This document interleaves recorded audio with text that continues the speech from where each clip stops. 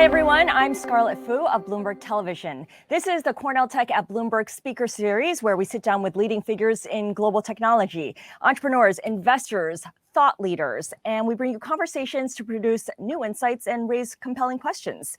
You can watch all our prior episodes on the Inside Bloomberg page on YouTube. Also, we've got a podcast, Cornell Tech at Bloomberg, on all major platforms. Now, in this month's edition, we are joined by Niraj Shah. He is co-founder and CEO of Wayfair, and he comes to us from Boston, where the company is based. Niraj, thank you so much for joining us. I have a ton of questions for you on Wayfair, since we've all started spending a lot more money on the website during the lockdown, but that's just the latest chapter in your amazing story. I want to go back to your early days when you first realized that you wanted to start your own business. Like so many of the guests we feature here on Cornell Tech at Bloomberg, you had this entrepreneurial inkling, but you didn't know that was a career option. You had a lawn mowing business. You also delivered papers when you were growing up. What was the moment that you realized that you could become an entrepreneur? You know, I would say this was really the last semester at Cornell. Steve Conine and I took the only entrepreneurship course that existed at Cornell at the time. Today, there's over 300. And we had to write a business plan as the class project. We ended up starting our business right out of that. And we decided to give it the summer, and we decided to give it a year, and it kept going, and it was successful. And so I was aware that entrepreneurship was a thing. You know, my grandfather was an entrepreneur, but I never realized it was something one could pursue just right out of college. And so that took me by surprise. Yeah, it's interesting because when you were an undergraduate at Cornell, it was the mid-90s, and this was a class that was part of the Johnson School of Business. So it's something that wasn't even really that much on offer to undergraduates. Now, Cornell is a common thread between you and your co-founder, Steve Conine, because you met him during Cornell Summer College, which, if I recall, is the summer between your junior and senior year of high school. And then you guys reunited when you were doing your undergrad at Cornell. Is this something that you talked about back when you were 16 years old? You know, we ended up 3 doors apart on our freshman year floor through just random happenstance. And the two of us, along with a group of folks, you know, on that floor ended up becoming good friends, you know, and we ended up living together the last couple of years of college. Steve and I ended up starting the company right out of college, but none of this was like a master plan. Some of this was just, you know, taking things as they came. And, you know, looking back now, it's a kind of a great story, but I don't know that at the time, you know, it was sort of one decision led to the next. And you've mentioned how you both had entrepreneurial instincts, but you had every intention of going to grad school, of going to law school, and Steve had plans to join his family's business. So at what point did those converge and you guys decided, let's do something together? Well, you know, we were taking the entrepreneurship course because I think it was just an area of personal interest and passion, but not because we necessarily thought we were going to do something right out of it. What ended up happening is through the course of researching the business plan, to create the business plan, we ended up having some companies ask us to create websites for them. So we did that.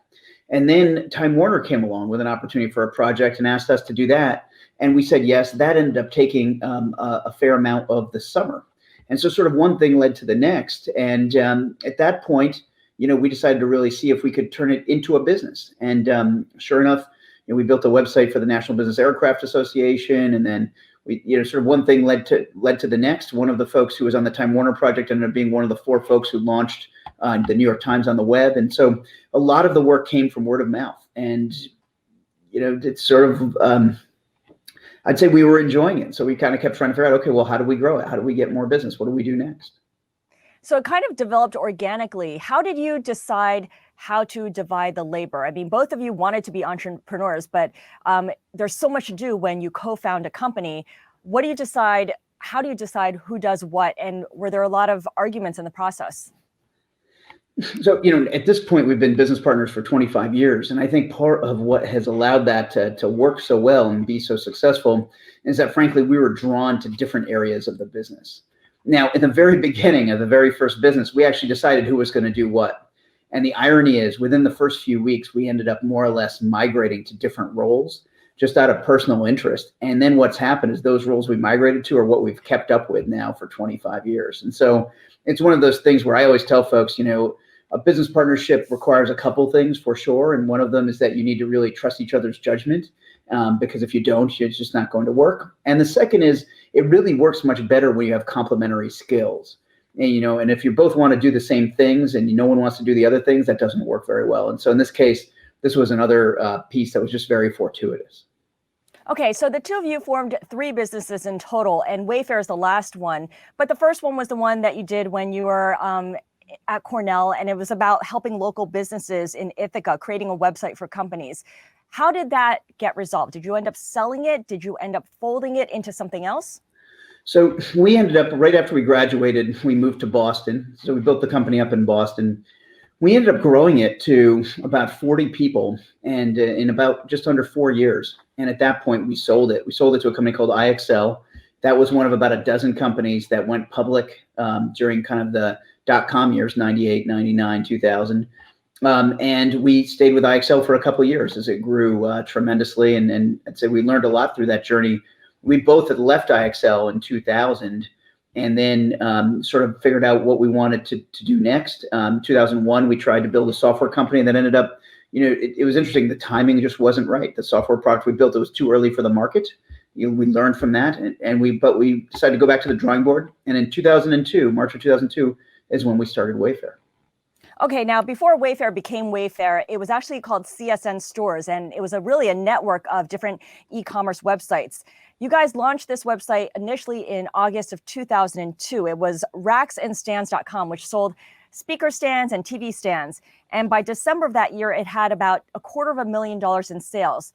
Explain how you found your first customers at a time when it was still very early days for online marketing. Yeah, so I think one of the things that allowed us to be successful is that we had the service mentality you need to have as a retailer, but we also had the technology and quantitative skills to basically make sure that the website was very functional, well designed, easy to navigate, easy for someone to navigate a large selection. But frankly, the other thing that mattered was that this was the early days of some of the forms of online advertising that we take for granted today. And so Google paid search, which at the time was called Google AdWords, and there was a competitor product on Yahoo called Overture. Those let you advertise against keywords, and you could track the traffic that came in.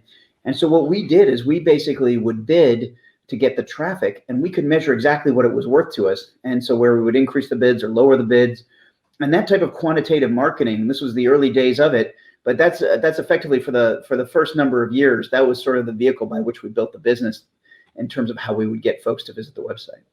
So you're constantly getting feedback on your different ideas and on the businesses.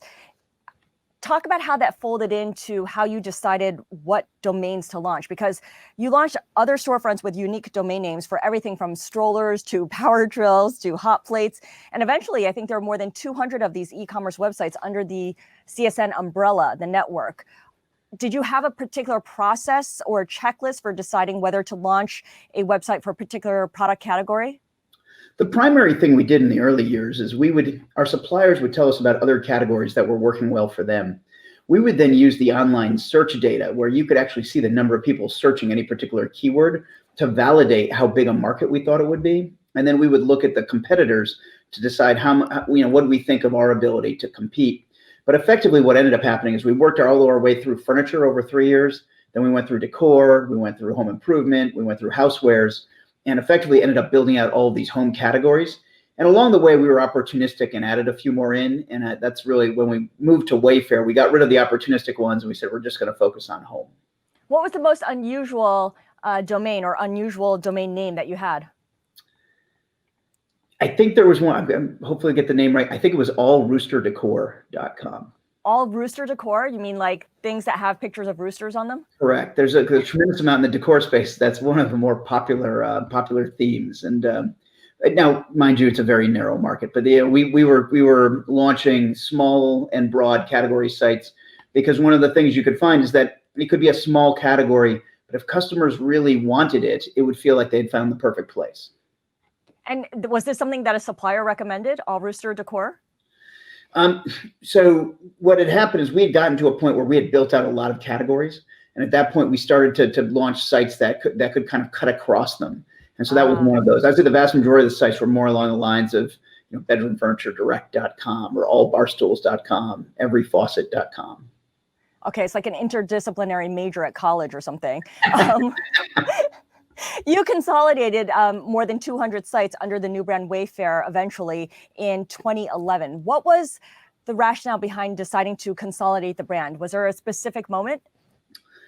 Yeah, so starting in 2008, we had found that, hey, one of the large opportunities is that our customers are filling out surveys after buying from us, telling us that they really were very happy with us. They thought our service was excellent. That they would shop with us again. Now, the problem is they obviously didn't need a bar stool again, or they didn't need a faucet again anytime soon. So the question we asked is, well, are you aware that we have 250 other websites? And 70% said no. So what we did over a year and a half is we really tried to get a lot better at our email marketing and our other messaging to really explain, hey, we have these 250 other websites. And so if you really had a great experience with us for bar stools, you would for lighting, or you would for area rugs. And what we found through that is over the year and a half, we were able to double our repeat customer rate. And so we found that for customers who were paying attention, we could really get them to come back more and more often. They were making a lot of home goods purchases. The problem was that 70% that said they had not heard of us, a year and a half later, when we ran that same survey and we continued to run it, 70% continued to not be aware of us. And so what we really found was that if you really want everyone to know what you're doing, you really need to build a brand that people will find memorable and easy to understand. And that's what led us down the road of saying, hey, if we want to do this, we need to build a brand. And that ultimately a year later led to launching Wayfair. Why Wayfair? What does the brand itself mean, or the name of the brand mean? Well, today we hope it means that it's the place to go for everything home. When we launched it, it was we needed a short spellable term that did not have any particular connotations that we thought we could build up into being the ultimate home store. And so at the time, domain names have been being taken for many, many years. And so it wasn't that you could find just any term. You had to really create one. And here we basically found one that we really liked, that didn't violate anyone's trademarks, that we could get in all the countries that we operated in and wanted to operate in. And we thought we could build it up into being the ultimate home store. Yeah, I ask because it doesn't necessarily signal that it's home decor or home furnishings or anything related to the home. And so it can be whatever you want it to be down the road if you decide to expand into something else. Yeah, and I think, to be honest, I think we're still only halfway to building it up to being understood as all things home. I think there's still a lot of our customers who love us, who think of us for furniture and decor, but they think about home improvement, whether it's doors and cabinet hardware or lighting or plumbing or flooring and tile. They may not know that, hey, Wayfair is as strong in those as it is in furniture and decor, or same for housewares, And so I think you're right. You can build it up to mean more things over time. I think right now we're just very focused on it meaning home. Okay, and there's plenty of work to be done on that front. Now, you said that you started CSN, which of course became Wayfair, during a time when e-commerce businesses were kind of out of fashion, and this was after the dot-com bubble burst. And this ended up being an advantage for you, Niraj, because there's space that created opportunity for you. Describe the competitive landscape at the time. What did it look like back then? Yeah, so at the time in 2002, Amazon was already on the scene, but remember they started with books. They'd expanded into other categories. There are some categories I'd say they were getting known for, like electronics. There were still a lot of categories that perhaps they weren't known for. But by 2002, all the national retailers had opened up websites. So whether that was Walmart or Target or Home Depot or whomever. And so, that's led to some view that, hey, an online, an e-commerce company wouldn't have opportunity because you have to compete with national retailers. Our view, what we had found was that, hey, there are these niches that were not well served. And at the time, we didn't really have the full understanding, but over time we developed it, which was just that home is on one hand a very vast category. It's 10% of all retail sales. B2B and B2C is $400 billion in North America, $400 billion in Europe. So you have an $800 billion market we're going after. On the other hand, that's only 10% of all physical retail goods. And the challenge is home, there's not like a handful of companies in home. Everyone's in home. Target has a few aisles to the side. Walmart has some home items. Home Depot has some home items. There's decor specialists. There's places like Bed Bath & Beyond, Macy's, and then there's all the local players. Furniture, lighting showrooms, plumbing showrooms. These are typically local players. And so we didn't realize this at the time, but what happened was that we started to fill in a white space, which is just that home is different enough that it creates the opportunity for someone to be the platform provider for home. And the fact that there wasn't one nationally because no one had been able to offer selection before was sort of what created just such a huge opening. And we sort of tiptoed our way into that without realizing entirely what the opportunity was. And then as we've seen it, we've continued to go after it. So it sounds pretty fortuitous, but at the same time, a few years later, of course, you had to deal with the financial crisis, the subprime mortgage crisis. And all of a sudden, all these homeowners who were stocking their newly purchased homes had to give up their homes. How did that affect your sales? And how did that affect what you were able to offer everyone? Yeah, so that period, that 2008 to 2010 timeframe, over 3 years, at the time, about 3/4 of our business was furniture. And over 3 years, the furniture industry contracted from over $100 billion industry down to $70 billion. It was close to and the second worst after the Great Depression. So it was a pretty big contraction. What was interesting for us is that our business, other than the first few months where the business really slowed down, we grew through that period. And when we look back on, what happened, what we came to realize is that customers were increasingly getting comfortable with online. And during periods of kind of severe dislocation, they're more willing to change their habits than they are during times when things are good. And so the fact that we had value, the fact that they could explore different price points and different selection that was available, these things were quite attractive to them when they were under the duress of the financial crisis, even more than they would be when times were good and they had plenty of money. And so that ended up creating an opportunity. And by growing through that period, a lot of our suppliers who had challenges ended up realizing, man, e-commerce is a real opportunity, because they grew through that period with us while some of their other customers contracted. And so I think what we learned from that was that this is just a long-term secular change that's underway. It's not a mature segment that's riding sort of economic cycles. You were able to find the people who are still willing to spend. They perhaps were just not spending in a more conspicuous way by going into stores and doing it, but we're doing it from the comfort of their home. If you were to start a business today, and talking about that idea where there might be space and opportunity, is there an area where people might think it's out of fashion, a sector or a category that's out of fashion, but where you think there might actually be a lot of opportunity? What I tell folks is, if you think about 1995 being the start of the commercial internet, you'd say, okay, we're 25 years in. And even though we're 25 years in, we might only be 20 or 30% of the way through the evolution. And the thing about it is the next 70 or 80% of the evolution will not take another 25 or 50 years. It'll take another 10 or 15 years, because everyone's now carrying a smartphone. Everyone is accustomed to apps and internet solutions, and folks are willing to try new services if they're in fact convenient and provide value.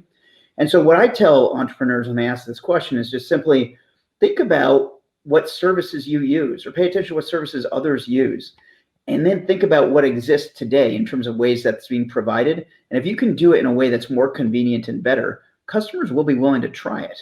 And that's sort of the premise for a lot of businesses that are still viewed as relatively new, but are growing very quickly. Like, for example, during the pandemic, I'm sure we've all been ordering home delivery of meals. And if you look at the meal delivery services, that on one hand you say is a very simple service offering. On the other hand, it hasn't existed for that long. And so I think this is the type of thing you're going to see happen to every service and product offering that's out there. Well, what about services like education or healthcare, which have been a lot more resistant to this kind of change that you're talking about? Absolutely. So things like retail, which are low regulation, and they're going to be some of the first to get tackled. When you talk about healthcare and education, to a lesser degree financial services, those are still left to a high degree in front of us, partially because there's a lot of regulation in them, and partially because if you think about things like healthcare and education, there's deeply embedded ways that these things are provided today. It doesn't mean that customers are not interested in better solutions. It just means that it's more complicated and it'll take longer for the evolution to play out. Is there an area you would avoid because it's too crowded? I think the places that are the most crowded are where there's already effectively winners. I mentioned as an example, I was talking about meal delivery. I can't imagine that there's an angle to launch meal delivery today and be the winner, but perhaps you have an idea that would allow you to do that. So that's what you got to decide. Google was the last of the major search engines. There were quite a few that preceded it: Alta Vista, Lycos, Excite, At Home, Yahoo. There's a long list, yet Google was the big winner. They were the last one. So perhaps you have that type of breakthrough idea, but unless it's really a breakthrough idea that makes the service a lot better, I would say the crowded fields that have kind of entrenched scale folks are probably the hardest ones. Okay, if you have a breakthrough idea, is it important to be passionate about it, to be obsessed with it, or is it more important to understand and be able to exploit the market dynamics? Because you have said that you and Steve Conine, your co-founder, weren't particularly passionate about home furnishings, home decor when you started CSN Stores. I actually think that you really do need to be passionate about the idea. I think the challenge is that every idea, there's the good days and there's the tough days. And not everything is always easy and simple. And so that passion is what keeps you going when things are tougher. And I think if you just get into an idea because you think it's a good business idea or you think it's lucrative, I think the problem is that if it's a stretch where it's tough sledding, it becomes very hard for you to have the same degree of passion and excitement to keep moving. Yeah. Well, one of your passions I know is to be able to work with your suppliers and to make things better for your suppliers. Talk a little bit about what you do to achieve that. I mean, how exactly do you make things better for your supplier? So our suppliers are very accustomed to a traditional retail model where, frankly, they need to convince a retail store buyer to put their product on the floor and then offer it to customers. They don't have the ability to directly reach out to customers. And so one of the things that we think is really powerful about what we're providing suppliers is that all the energy they put into product design and into quality manufacturing, and they have a selection they think is incredibly right for the customer. We allow them to put that in front of the customer. And the fact that we're not in between them and the customer, but we're enabling it, puts them in a lot more control building their business. And suppliers like that because they're entrepreneurs too, and they want to be able to control their destiny. And they also see that the movement of volume is moving towards e-commerce. And so if they can be on an e-commerce platform that has volume, that provides things like the logistics that are the complicated pieces that they can't handle, but then enable them to put the product out there and reach the customer, that's a pretty exciting value proposition. And so we spend a lot of time just trying to make sure that suppliers understand all the tools that we have on our platform that they have the ability to use, that they don't need to ask someone for permission. They don't need to convince someone it's a good idea. They can actually get in there and start using those tools. And ultimately, customers are going to want to buy what's best for them. And so if the supplier is right and their item is the right fit for that customer, we want the customer to discover it and choose to buy it. So basically, you're giving the suppliers instant feedback on a lot of their products and through the data that you accumulate based on what your customers are buying. What do they learn? What's the most interesting piece of information that your suppliers have learned from you through your customers?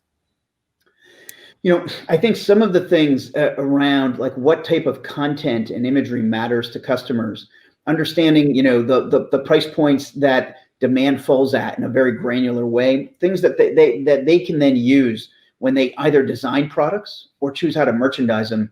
A lot of our suppliers, they just tell us they've never had that type of information before. And all the work they've done in those areas has been blind to really understanding what people would react to. Yeah, they're just kind of designing things on their own, thinking that this might be something the end customer will like, and then putting it out there and hopefully someone goes and buys it. One thing that I've read is that you don't actually hold any inventory, Wayfair. And in fact, it's your suppliers who hold the inventory. Is that the case? And are there instances where it might be easier for you to hold inventory?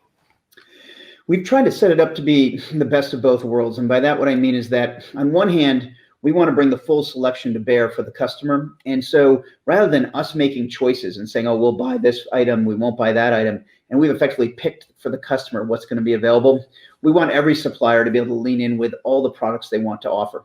The only way tentatively to do that is for the suppliers to have to carry the inventory of what they want to offer. And so that's the reason we go with that model. It benefits the suppliers, it benefits the customers by making more selection available and creating more demand on the platform.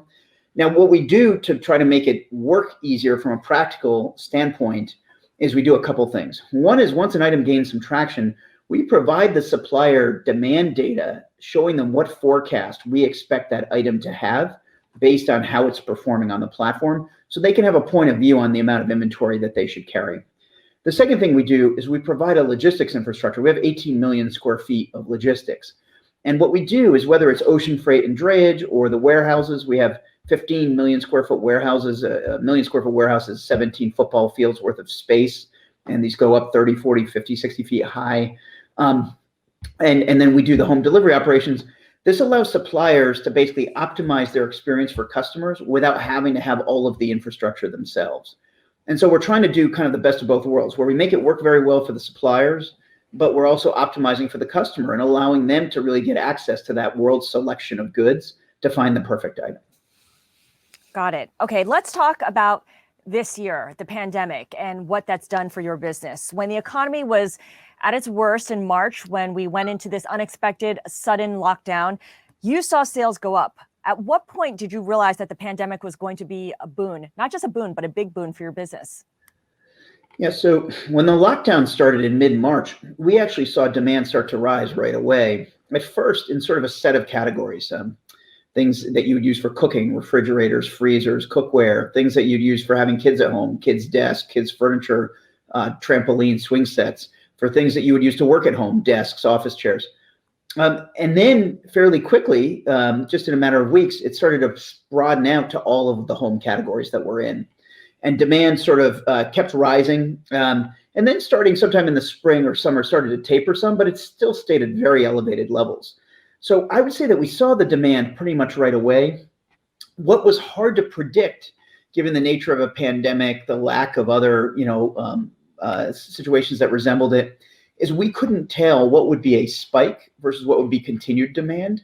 And we also couldn't tell how the economy was going to fare. Didn't know what type of stimulus was going to be there, didn't know what sort of economic support was going to be there. And so the fear wasn't so much that we weren't seeing a demand spike. The fear was just around the durability of it and what was to happen next. So at what point did you realize that the demand was sustainable, that it's going to last, that it was going to be more than just a spike?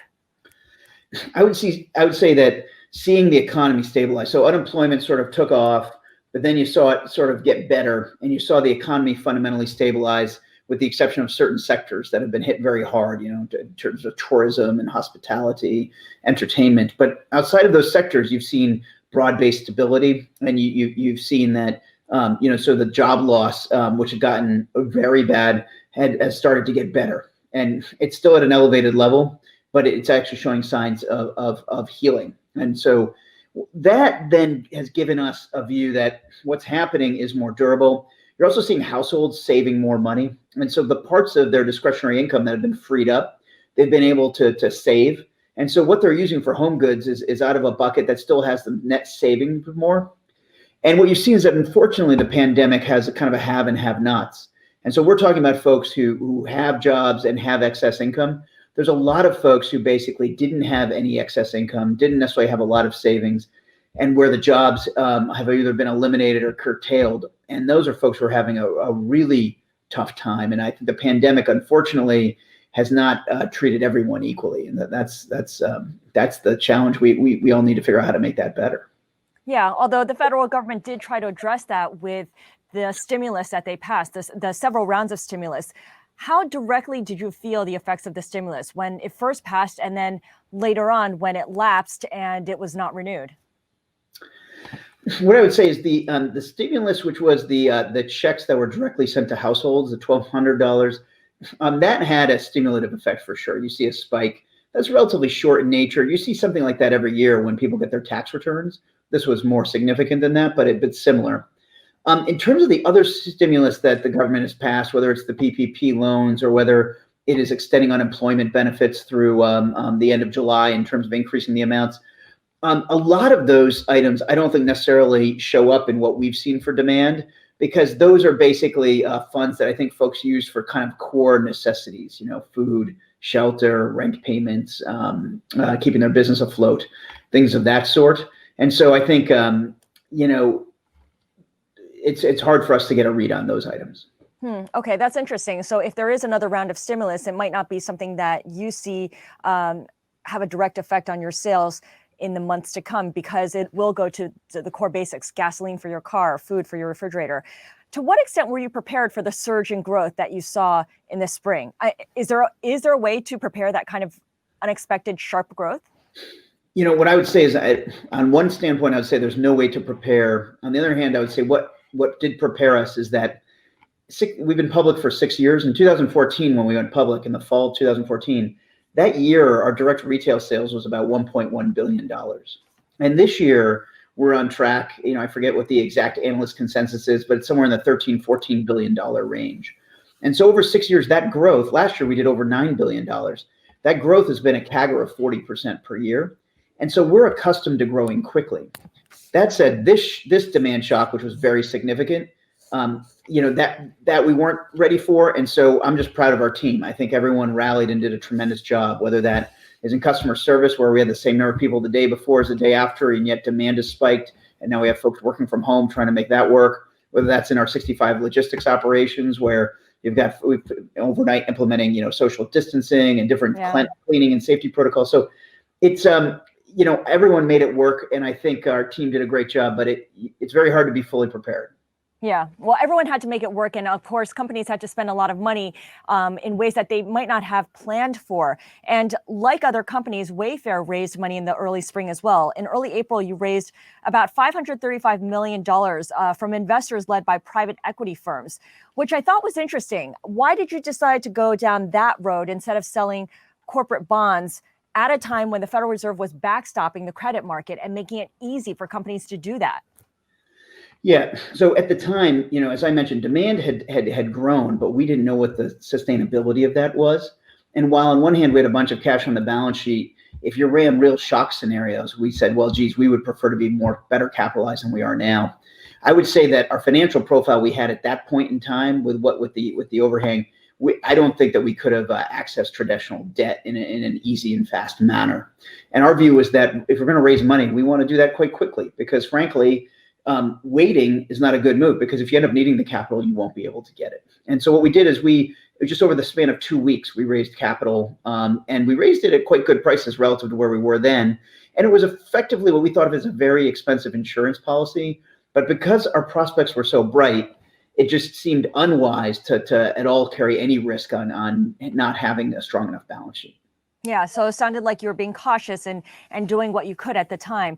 When I look at Wayfair's share price, it's up about 15 times from the low in March. Do you think investors got things wrong back in March? We still don't have the COVID-19 under control in any way, shape, or form. The new case count is surging, and we haven't even hit the deepest part of winter yet, or even fall for that matter. What do the sales trends that you're seeing across Wayfair tell you about how things are going to shake out, or how grim things could be? Is there a way to get a read on that? Yeah, so it's very hard to get a read on, what's happening broadly. What I will say is, demand for home goods remains strong. And specifically, I think on Wayfair, we've had a set of long investors who've really studied the business and understand how well we're going to do when you look out over 1 year, 3 years, 5 years, 10 years. And so I think our share price today doesn't even fully bake all that in if you compare our gross profit multiple to other consumer tech companies that have done well. But, this will be proven out over time. I think what we saw in March is certainly the stock market's reaction, I think, positing that perhaps we would go out of business, which, of course, we didn't ever believe. But I think that you see these types of reactions in extreme circumstances. Right. I want to talk about something that happened over the summer, because there was this period where your employees walked out to protest the sale of about $200,000 worth of beds to a nonprofit government contractor that operates shelters for migrant children along the U.S.'s southwestern border. Explain to us what happened there and how you addressed it.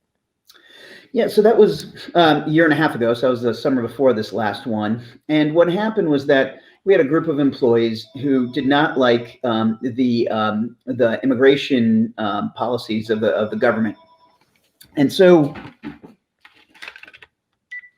what ended up happening was they sort of wanted to protest something that was not Wayfair specific, which was the broad-based policies, but they sort of focused in on the fact that we were providing beds to the shelter. I don't think they fully understood that it was even a nonprofit shelter. Our view is that we have a great group of employees, and there's a wide variety of diverse opinions out there. The way we thought about it is, hey, we need to have a forum for internal discussion where folks can share their views. But at the same time, Wayfair as a business is going to support a wide range of customers. And so we basically internally got a group together and we discussed it.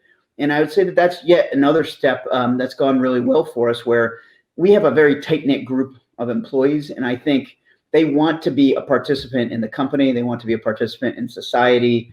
And, that enthusiasm, we try to encourage it and hope they channel it into positive things. And in the end, I think you donated $100,000 to the American Red Cross as well. There was a lot of criticism that Wayfair's response was a little bit wishy-washy. Employees, some unnamed employees, said that you weren't trying to commit to anything too specifically. Why not take more of a firm stance? I think of Microsoft, for instance, which took a stand to a similar protest by not going to withhold technology from institutions that, according to Satya Nadella, we've elected in our democracies. Ultimately, may not have been something that employees agreed with, but it was a straightforward and transparent response that quelled the matter and didn't lead to a walkout. Well, I would say, we're a relatively young company compared to Microsoft. And so in that sense, I think we're continuing to learn how to create all the internal forums for discussion. This particular situation you're referring to led to one of those. In fact, the policy that team came up with, I thought was a very good one, which is basically the policy is we're not going to sell to hate groups. And there's a specific definition of what that is. But it also recognizes that's a wide variety of people who are our customers, a wide variety of organizations, and we don't necessarily expect every individual to agree with every one of them. So I think we similarly have points of view, and it's just a matter of creating the forums internally for the conversation. And this is one that we've since created. Yeah, I mean, it's growing pains of any new company. And you're right in pointing out that Microsoft has been around a lot longer and dealt with bigger, more existential issues, including the whole antitrust lawsuit by the government. Now, we talked about how that happened a summer ago, not this past summer, but this summer, Wayfair was the target of a conspiracy theory that claimed some of your products were being used for child trafficking and that you actually resigned from the company. Clearly, this didn't happen. You're still with the company. You didn't resign. How did you address that story, and what did that experience teach you? Yeah, so I'd say there's a few things we noticed. So one, you have a baseless conspiracy theory that is being debunked by any legitimate media outlet, and yet is getting carried on social media. Started on Reddit and getting spread on TikTok and Twitter. And it just kind of shows you that the kind of focus on making sure that there's honesty in what's being shared and spread is an important thing that needs to happen. And the way it's done today is not that accurate. I would say on what happened there is that one, at least there was great clarity in what was accurate. That Wayfair had nothing to do with this baseless conspiracy theory, that it was basically groups that are not out for the truth, not out for the better interest. And we're seeing, I think, moves where you're seeing that the kind of modern day media outlets are finding that they need to worry about the honesty of communication more and more. Yeah, well, given the political environment and how the election unfolded, are conspiracy theories or these kinds of conspiracy theories a risk that consumer-facing businesses like yours really should have to prepare for in some way? Well, I think yes. I think any business that at a certain scale should make sure that they are being proactive and communicating what they stand for, what they believe, and making sure that if folks are coming out with accusations, that they respond, because that can happen, and you certainly don't want falsehoods to gain any momentum. Absolutely. Yeah, I mean, I just think how for a company like yours, where you're mainly online, and that's how people associate Wayfair, that it becomes more of a risk than perhaps other brands where they're more known for their storefronts. Yeah, and I think we live in an age where you're seeing, how corporate communication works and just how information spreads through media is definitely changing. So I think that's definitely a fast evolving and large challenge for any company. All right, let's talk a little bit about how your business is going right now in the current environment where the economy is open, but in a modified way. You've said that you prefer to have people working in the office, working together face to face, as opposed to remotely. What does Wayfair's operations look like right now? What percentage of your employees are working from home? Who's able to go into the office? Yeah, so I'd say the vast majority of our corporate staff and customer service groups are working from home. When the pandemic started, they all moved to work from home. We've been able to open up some of our office space in a very limited capacity way. And even when we've done that, we've seen a very small portion of the folks choose to go in. So I would say virtually all of those two groups are working from home. And our supply chain and logistics teams are working in the logistics operations. So we have both things underway in the business. We think collaboration is really critical and important. We've been very happy with how we've been able to do that over video conferencing and other types of messaging and other collaborative applications during the pandemic while everyone's working in different places. That said, what we're hearing from folks is that they miss the office as well. And so I think when we get to a future normal, I think we're gonna have to figure out what the right balance is to allow folks flexibility while making sure that we preserve what the company needs for collaboration, innovation, creativity, communication. And so I think there'll be changes from what we did before. And I think, frankly, it'll be a little hard to figure out exactly what they are until we get to the future normal. And I know this is a question that no one can really answer right now, but if you had to put a timeline on when things might get to the other side of the pandemic, what are you thinking about? Like, how are you planning for that? Well, we've told all those teams that we do not expect. The earliest we would tell folks that, hey, we kind of want everyone to be back in the office would be basically next June, and that's a date we pushed back from January. So when it started, we said, okay, well, we know it's not until Labor Day, and then we said we know it's not until January. Now we said we know it's not until June. I think a lot of this, we're just seeing how this is playing out in real time. 2 vaccines have been announced with great early results. We'll see how the final results come in. Then there's a period of time for the first round of them. Then there's a couple months until there's a wider round available. So there's a bit of a trajectory, and some of that's out of the control of companies like ours. And so what we'll see is how this plays out. But I'm optimistic by the time we get into something in the later part of next year, we're seeing things that have returned to a much more normal state. And Niraj, you are a director at the Boston Federal Reserve, which is one of the 12 regional Fed banks. And the Boston Fed's been very vocal this year about the need to solve the public health crisis around COVID-19 in order to solve the bigger economic crisis. I wonder how you've advised the Boston Fed based on what you've seen at Wayfair. Well, so my tenure on the board of the Fed ended at the end of last year. So I'm not been on the board this year, just for clarity. But I would share the view that you just shared, that ending the pandemic is critical to really helping the economy broadly fully get going, and to help a lot of disadvantaged folks who are struggling get going. Poor research on my part. My apologies. Let's talk a little bit here about Cornell, because we usually have people who are based in New York joining us for Cornell Tech at Bloomberg. You, of course, have the Cornell connection, and you are on the Cornell Tech Council, which is the school's equivalent of the board. Give us your observations on how the school has adapted to the pandemic. I think the school has done a great job adapting to the pandemic. And, to be honest, I think, if you think about Cornell Tech, it's really a very progressive, forward-looking school. When you look at the areas, the subject matters of study, and you look at what it's focusing on, it's research and academic training oriented around the future and the fields that will matter in the future. And so that's part of why I'm so excited to be contributing. You're based in Boston. It's not Silicon Valley. It's not New York, which I think the term is Silicon Alley. What's unique about starting a startup in a city like Boston? Because you don't have the big banks around you like you would in New York. You don't have the built-in tech community like you would in California. Yeah. So what's nice about Boston is you have, on one hand, a kind of a great town. So it's a town that's very livable and full of a variety of industries, great folks. Then it has it has 2 of the top 10 universities in the world. It has 100 colleges and universities in the metro area. It's got world-class healthcare institutions. It's a world leader in biotech.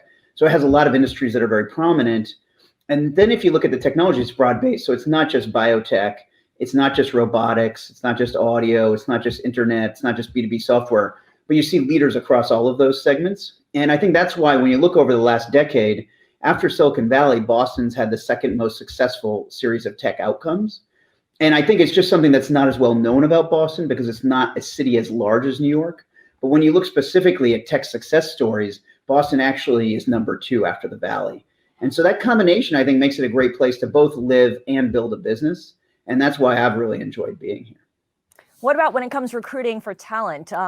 Is it easier to get people to stay in Boston? You talked about the university scene there, and is it easier to get MIT graduates, for instance, to stay in Boston as opposed to going off to sunny California?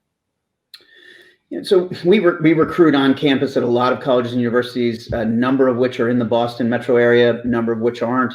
And I would say we have pretty good success with Boston being a very attractive place for folks. We also recruit nationally for jobs. And what we find is that we can get folks to relocate to Boston because it's such a great town to raise a family in. Some of the other cities like New York, you end up with either incredibly high costs or incredibly long commutes. And so some of the advantages Boston can offer have helped substantially. You think that changes, though, with the pandemic and people falling out of love with cities? I think a lot, it's yet to be seen how that's going to play out.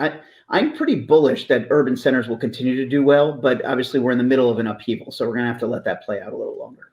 Yeah, don't want to commit to an answer there just yet. Niraj, what businesses or entrepreneurs do you admire, do you respect? Yeah, so I would say one of the things I've noticed are the companies that have had a focused strategy and then have stuck with it and sort of done incredibly well by compounding things over a long period of time while staying true to their basics. And so if you look at Warren Buffett and Charlie Munger and what they did with Berkshire Hathaway and how over a very long period of time they've been able to continue to grow that business, kind of sticking to the core ideals they've always had. Or earlier you mentioned Microsoft. Microsoft is a tech company that's had to reinvent itself a number of times, but has done that and has continued to be a leader. I mean, there's different companies that are just incredibly impressive in how they've sort of stuck to what they know, but not ever let up or given up. And I think those are the companies I first think of. Yeah, going with the classics there. Are there any companies or people that you've lost respect for over time? I think obviously different things happen and things come and go, but I tend to, the companies I tend to admire the most are the ones, I really like the ones who actually show the long-term nature of outcomes. And so I tend not to get too wound up with things that come up too quickly or go down too quickly. Okay, looking for longevity there. All right, Niraj Shah, I want to now open up our discussion because we do have questions and answers, or answers from you, questions from a couple of Cornell Tech students. And we may be virtual, but this is something that we do normally. And hopefully the technology will cooperate again. I'm going to call up Saul Kadir to see if he's available and can ask Niraj a question. Saul? Hey, how's it going, Niraj? Thanks for taking the time. Happy to do it, Saul. Cool. So one thing that really resonated me in your story is specifically your founding story with Steve Conine is how you both you met summer before Cornell, were engineering students. And I kind of find myself in a situation or a similar situation with Dean, who's also asking a question on this call, where we're both CS students here at Cornell Tech. We met the summer before classes started and are both working on a venture through Product Studio. And I would love to hear a bit more about your founding story, specifically like what areas you guys both focused on in the early days and how you sort of portrayed your roles as a founding team to outside people. Yeah, so I would say, really for us, when we started our first business, we were excited about the potential of where it could go. We were excited about the potential of the internet. That first year, we probably ended up working, 90, 100-hour weeks. It was one of those things where it was just incredibly busy all the time. That's not something that I think is necessarily durable forever, but for us and for the beginning of the business, that's what it needed to get going. And we were willing to do that. And so I would say in terms of how folks outside thought of us, our friends knew what we were doing. They thought that was, interesting. I would say it was very non-traditional. We didn't have a lot of friends who were pursuing entrepreneurial ventures. Most folks were either in graduate school or pursuing more traditional type jobs. But, I think it wasn't particularly viewed as something crazy, but it wasn't very common at all. All right, let's also call up Dean Zimberg. Sol mentioned that Dean had a question. Dean, are you there? Yep, I'm here. Thank you for your time. We really appreciate it. So it seems that success, especially in hindsight, comes in part from being in the right place at the right time. In your early career life, I'm sure you're faced with many opportunities, doors that would open and close at certain times, such as deciding between grad school or moving forward with your startup. How did you choose when to walk through or not walk through certain doors of opportunity? Further, did you have a feeling of serendipity or happenstance when you met your co-founder? Yeah, well, I mean, so Steve and I were good friends, and so in that sense, the idea of starting something with a friend is very, very comfortable. In terms of the decisions, like not attending graduate school, honestly, none of those ever felt that difficult because, like, for example, that one, the way I looked at it is, well, we're really excited about the opportunity with this business, and if it doesn't work out, I can always go back to school. And so it wasn't so much that you were making a permanent decision, but you were rather making a decision what you were going to do then. And I think that's an important point to consider because, there's a handful of decisions that are permanent, but most decisions are more about the next leg of the journey. And I think trying to make the wise ones there matter. If you were to go back to school, if you were your 16, 17-year-old self, or even in college, is there anything that you would have studied knowing what you know about starting a business today? I think I would have, for example, I find economics fascinating. It's part of what I enjoyed about the role on the Boston Fed board. I would have taken more economics courses in school if I had the credits available for that. At the same time, I really enjoyed being an engineering student. I think engineering is an incredible foundational training for all types of things in life, and including being an entrepreneur. So I think there's just trade-offs. I've been happy with what I've chosen. Yeah, it's worked out pretty well for you. Niraj Shah, thank you so much. Niraj Shah is co-founder and CEO of Wayfair. Now, finally, I want to hand things over to Cornell Tech Dean Greg Morissette to provide our closing remarks. Greg is the Jack and Rilla Nisi Dean, and he's a vice provost of Cornell Tech. He is also a faculty member of the computer science department at Cornell University. Greg? Thank you so much, Scarlet, and thank you for a wonderful interview. Niraj, I'd like to thank you for sharing your insights and experiences with us today. And I'd also like to thank Cornell Tech's co-hosts for the Cornell Tech at Bloomberg series, Bloomberg and Tech NYC. Hi, everybody. I just want to say a few words about Cornell Tech itself. As you know, it's Cornell University's new campus here in New York City, focused on technology research, education, and innovation. We're bringing together the best minds in computer science, engineering, along with business law and design to build a better world. And this December marks the 10-year anniversary since the city of New York at first announced the Applied Sciences competition, which led to the establishment of Cornell Tech. And it was an effort at the time to shore up the city's economic health and long-term competitiveness and galvanize and rethink technology research and education, not just for New York City, but the entire nation and the world. Today, we have a state-of-the-art campus here on Roosevelt Island with about 350 master's students, 90 PhD students, dozens of faculty and staff, and more than 70 startups have been founded out of our academic community over that time that we've been operating. Most of them are based right here in New York City, and we're very proud of that fact. New York will never be known for just one industry, which is what makes this city unique and a great place for innovation. Over the last 10 years, Cornell Tech has played a big part in establishing NYC as a destination in tech. As we look to the next 10 years, our campus is focused not just on helping the tech industry flourish, but ensuring that tech has a positive impact on our lives. We need responsibility and consideration for the societal impact of the technology and the products we're building. And we need real strategies to broaden participation in tech education and industry at all levels.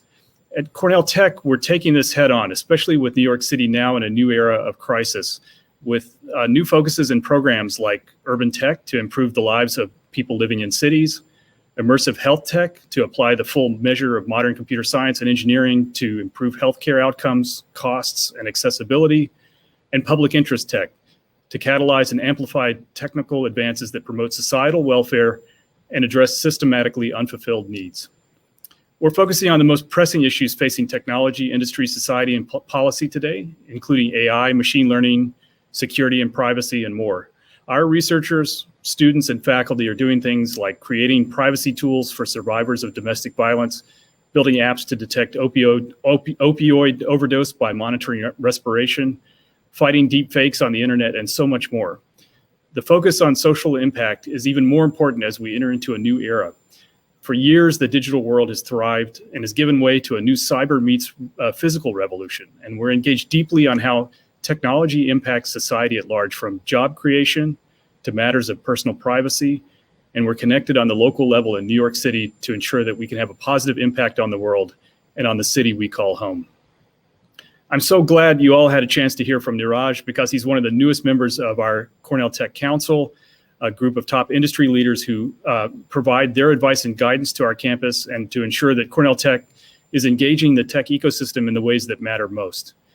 Core to our mission is a focus on bridging the gap between academia and industry and connecting experts across disciplines to learn, research, and work together in a collaborative and open environment. We believe that bringing people with diverse expertise and backgrounds together is what makes better leaders, better research, better products, and companies for the future. At Cornell Tech, a community has emerged where new perspectives are shared, questions are asked, and ideas are challenged. Opportunities like this Tech at Bloomberg series allow us to maintain an open dialogue between our students and campus community, as well as industry leaders and entrepreneurs who are tackling real-world issues and connecting them back to academia. Those real-world connections are core to the experience here at Cornell Tech. For anyone who wants to learn more about the campus, to collaborate with our academic community, or enroll in one of our incredible interdisciplinary master's programs, I invite you to visit tech.cornell.edu. We're right in the middle of admission season, so the timing is perfect to join an info session to learn more about what makes Cornell Tech, the whole Cornell Tech experience so unique. And you can email admissions@tech.cornell.edu for details. Thanks so much for coming.